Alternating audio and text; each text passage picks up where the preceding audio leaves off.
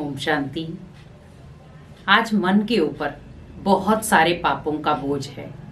कई बार हम सोचते हैं हम बहुत सारे पुण्य कर्म करें ताकि पापों का बोझ उतर जाए। बहुत सारे दान पुण्य भी करते हैं ताकि पापों का बोझ उतर जाए। बहुत सारे अलग अलग तरीके अपनाते हैं ताकि जो मैंने पाप कर्म किए हैं वो उतर जाए। क्योंकि बोझ एक ऐसी चीज़ है जो व्यक्ति को जीने नहीं देता। बोझ एक ऐसी चीज़ है जो व्यक्ति जीना तो चाहता है लेकिन अंदर ही अंदर वो घुटता रहता है। लेकिन अगर आपको पापों से मुक्त होना है तो आपको ये दो चीज़ें करनी है, ये दो कर्म करने हैं जिससे आप पापों से मुक्त भी हो सकते हैं और भगवान आपको पापों से मुक्ति भी दे देगा। क्योंकि भगवान को दो कर्मों से ही भगवान के दिल पर राज कर सकते हैं। पाप कर्म करना हर एक व्यक्ति आज बड़े आराम से कर रहा है। आज पाप कर्म करने से पहले व्यक्ति सोचता नहीं है, लेकिन जब उसका भुगतान आता है तो व्यक्ति को पीड़ा होती है। आज आप देखो, आप पुण्य कर्म करते हो तो आपको कोई पीड़ा नहीं मिलती, लेकिन वही जब आप पाप कर्म करते हो तो आपको डर लगता है। डर क्यों लगता है? मुझे इसकी सजा मिलेगी। आज एक चोर है, जब चोरी करता है उसे पकड़ने का डर है कि मुझे कोई पकड़ ना ले।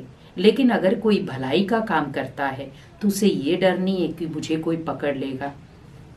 तो जीवन में हमेशा याद रखें, कर्म वही करें जो आपके जीवन को खुशी दे, संतुष्टता दे। तो यहाँ पर भी हमें याद रखना है कि हमारे जो जीवन के पाप कर्म हैं वो हमें बोझ दे रहे हैं और बोझ के नीचे व्यक्ति इतना दबता जा रहा है कि वो आंतरिक खुशी को खत्म करता जा रहा है। खुशियाँ कई दफन हो रही हैं और व्यक्ति अकेला, अशांत, परेशान होता जा रहा है। वो भले पूरे परिवार में बैठा है लेकिन फिर भी एकांत है।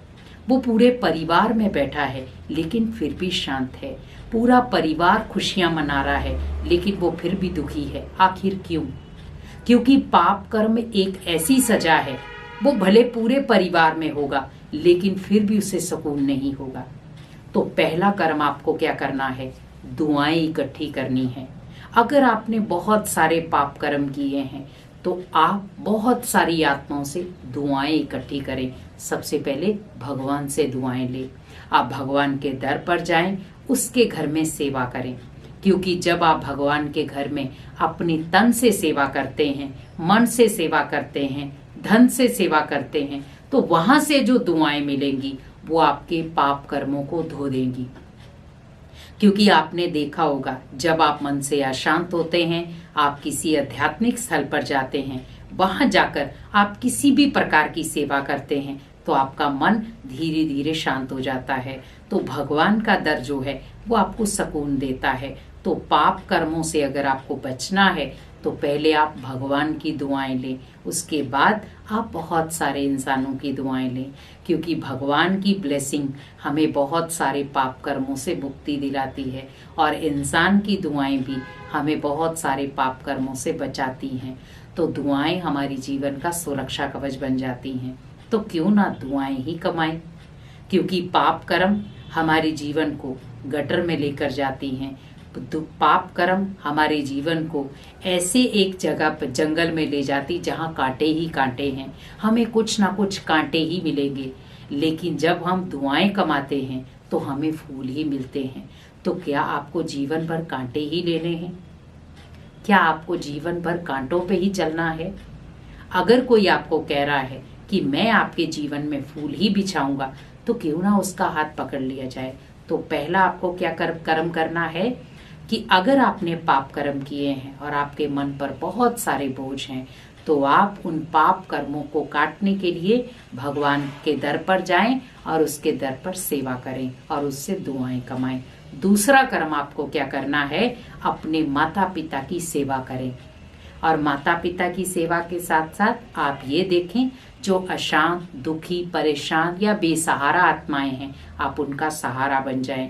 क्योंकि माता पिता आज सोचते हैं कब बच्चा मेरा सहारा बने, लेकिन बच्चा अनेक लोग अपने दोस्तों का सहारा बन रहा है, आस पड़ोसों का सहारा बन रहा है, लेकिन अपने माता पिता का सहारा नहीं बन पा रहा है।